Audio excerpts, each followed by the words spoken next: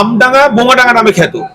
আমডাঙ্গায় আপনি যে এলাকাগুলোর কথা বললেন, স্টেট পুলিশ বসে থাকে, আবার স্টেট পুলিশের একটা অংশ ওখানকার যারা গুন্ডারাজ কায়েম করে, যারা সন্ত্রাসবাদী কার্যকলাপ ওখানে চালায়, বোমাগুলি পিস্তলের রাজনীতি করে, তাদের সঙ্গে রাতের অন্ধকারে কি আলোচনা হয় কি একটা অংশের পুলিশের সঙ্গে আমরা জানি না। মানুষ তার বাঁধ ভেঙে 29 তারিখে রাস্তায় নামবে, এবং আমি বারবার বলছি, বোমাগুলি পিস্তলের বিরুদ্ধে আমডাঙ্গার মানুষ খালি পায়ে খেলবে, মাথায় কাফন বেঁধে, কোমরে গামছা বেঁধে।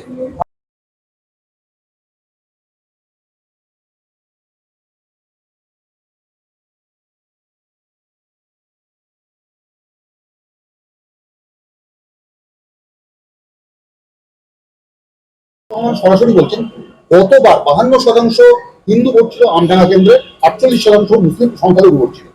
এবারে সেটা বেড়ে 56-44-এর একটা রেশিও তৈরি হতে পারে। সেক্ষেত্রে আইএসএল এর সম্ভাবনা বেড়ে যাবে যদি হিন্দু ভোটটা টানা যায়। আপনি এটাকে কিভাবে দেখছেন? দেখুন, আপনার এই ব্যাপারটা হচ্ছে, আমরা তীব্র বিরোধী করি এই হিন্দু মুসলমান করে করে এই পশ্চিম বাংলার সম্প্রীতি উধাও হয়ে গেছে। এই পশ্চিম বাংলায় সম্প্রীতি নজির আমডাঙ্গার ক্ষেত্রে বলছি, আমডাঙ্গায় একটি 400 বছরের করুণাময়ী মন্দির, চারিদিকে সংখ্যালঘু ভাইদের বসবাস। সেই 1992 সালে ভারতবর্ষে বাবরি মসজিদকে কেন্দ্র করে যখন দাঙ্গা হয়, তখন এই রাজ্যের মুখ্যমন্ত্রী ছিল জ্যোতি বসু, আর তখনকার আমডাঙ্গার এমএলএ ছিলেন হচ্ছে হাসিম আব্দুল হালিম। তখন এই করুণাময়ীর মন্দিরে এই আমার সংখ্যালঘু ভাইরা যারা টুপি পরে নামাজ পড়তে যান, তারা হিন্দু এবং মুসলমান আমরা মানববন্ধন করে মন্দিরকে রক্ষা করেছিলাম। ঠিক অপরদিকে আমরা মসজিদ রক্ষা করেছিলাম। আমার বাবা, আমার ঘরের কাকা, আমার ঘরের কাকিমারা, আমার মায়েরা সেদিনকে একটিও সাম্প্রদায়িক সম্প্রীতি বিঘ্ন হতে দেয়নি। এবং আপনি চণ্ডীগড়ে চলে যান, আমডাঙ্গার একটি পঞ্চায়েত চণ্ডীগড়, গ্রাম চণ্ডীগড়, সেই গ্রামের একটা প্রাচীন ঐতিহ্য, একটা দেয়ালে একদিকে মসজিদ, একদিকে মন্দির, কোনো সাম্প্রদায়িক সম্প্রীতি হানাহানি হয়নি। কিন্তু আমরা এই তৃণমূল কংগ্রেস আসার পর আমরা দেখলাম, এবং বিজেপি এবং তৃণমূল, এই শুভেন্দু অধিকারী কে?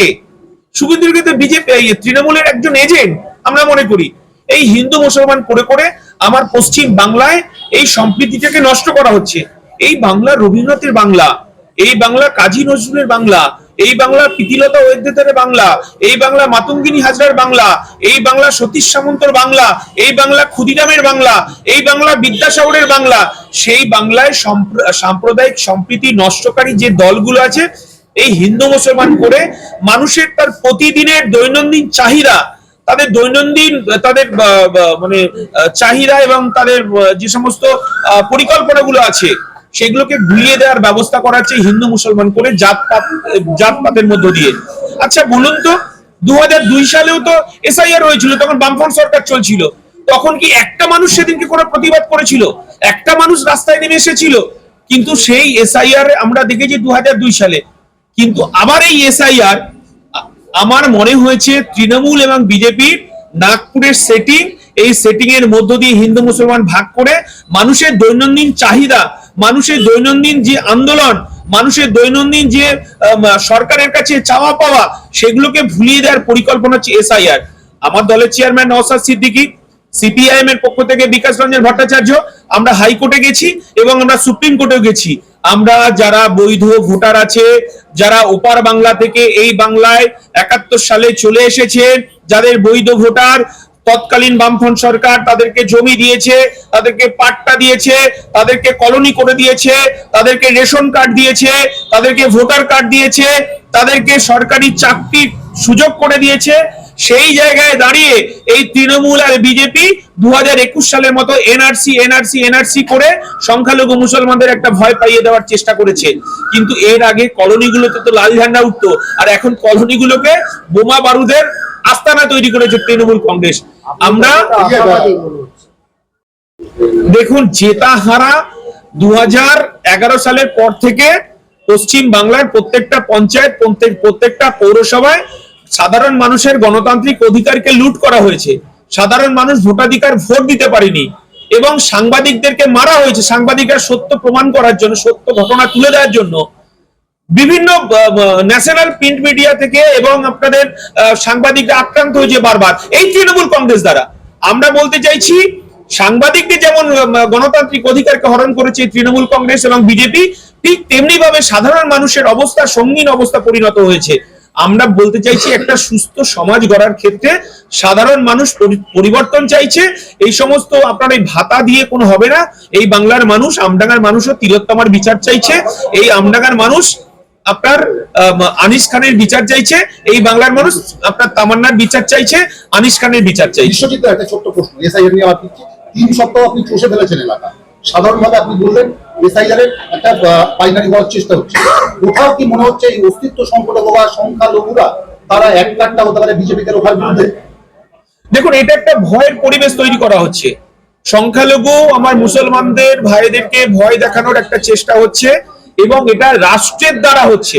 সব থেকে বড় কথা, রাষ্ট্রের দ্বারা, রাষ্ট্রের সরকার পরিচালিত দ্বারা মুসলমান সংখ্যালঘু ভাইদেরকে ভয় দেখানোর চেষ্টা হচ্ছে। কিন্তু আমরা ইন্ডিয়ান সেকুলার ফ্রন্ট, আমরা যারা বামপন্থী পার্টি করি, আমরা সাধারণ মানুষকে অভয় দেওয়ার চেষ্টা করছি যে আপনারা ভয় পাবেন না, এবং সংবিধান আছে, সংবিধান আমাদের যে অধিকার দিয়েছে সেই অধিকার বলে বৈধ ভোটার, যারা বৈধ ভোটার, সেই বৈধ ভোটারের অধিকার ফিরে পাবে। এই আশ্বাস আমরা পশ্চিম বাংলার সাধারণ মানুষকে আমরা প্রতিনিয়ত দিয়ে চলেছি, এবং সেই জায়গায় দাঁড়িয়ে সাধারণ মানুষ অভয় পাচ্ছে। বাইনারি পলিটিক্স করার চেষ্টা হচ্ছে, আর আমরা বাইনারি পলিটিক্স কিভাবে রোখা যায় সেই চেষ্টা করে যাচ্ছি।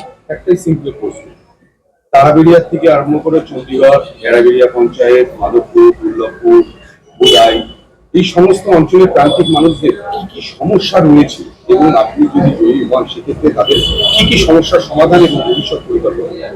দেখুন, প্রথম কথা হচ্ছে আমডাঙ্গা বোমাডাঙ্গা নামে খ্যাত।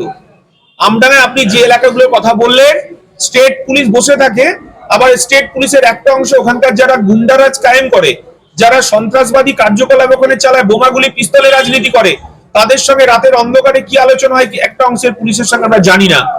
মানুষ তার বাঁধ ভেঙে 29 তারিখে রাস্তায় নামবে, এবং আমি বারবার বলছি, বোমাগুলি পিস্তলের বিরুদ্ধে আমডাঙ্গার মানুষ খালি পায়ে খেলবে, মাথায় কাফন বেঁধে, কোমরে গামছা বেঁধে।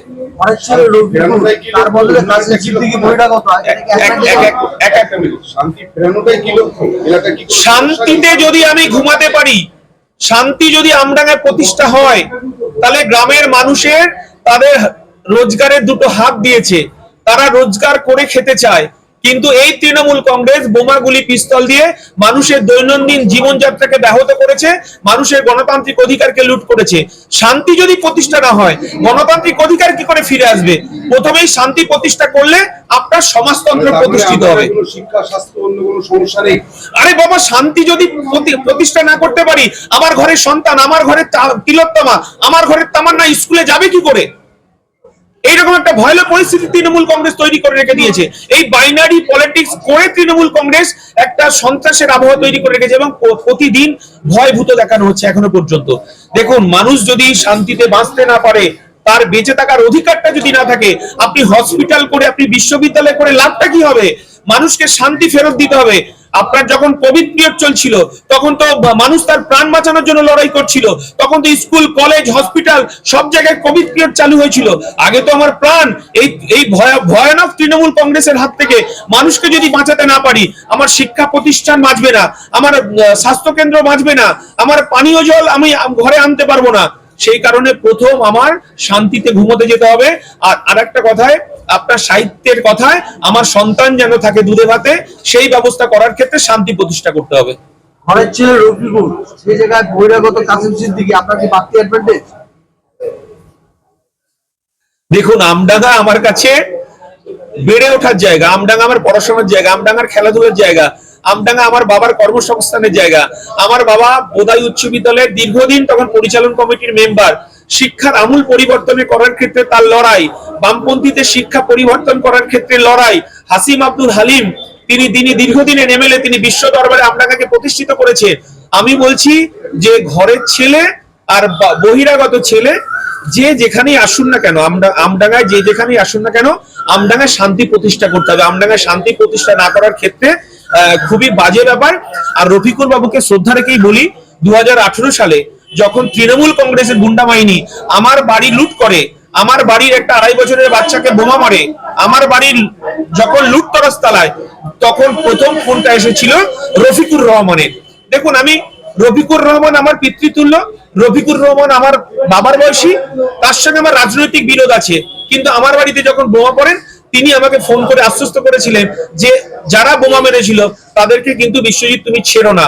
এই আশ্বাস, এই বাণী সেদিন কিন্তু রফিকুর বাবু আমাকে দিয়েছিলেন। অতএব তার রাজনৈতিক আমার বিরোধ থাকতে পারে, রাজনৈতিক তার কর্মসূচির বিরোধ থাকতে পারে, কিন্তু মানবিক হিসেবে, মানুষ হিসেবে সেদিন কিন্তু বিপদের সময় আমাকে ফোন করেছিলেন। হ্যাঁ? আমার প্রতিপক্ষ আমডাঙ্গার অনুন্নয়ন, আমডাঙ্গার শান্তি প্রতিষ্ঠা, এটাই আমার প্রতিপক্ষ।